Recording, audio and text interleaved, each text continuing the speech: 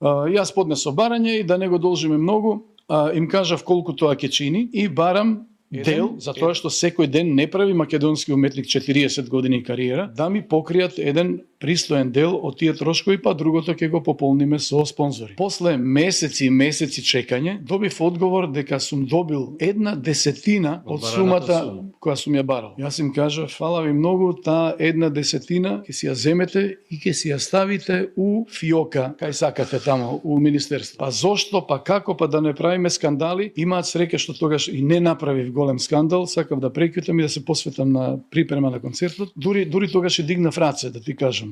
Не може.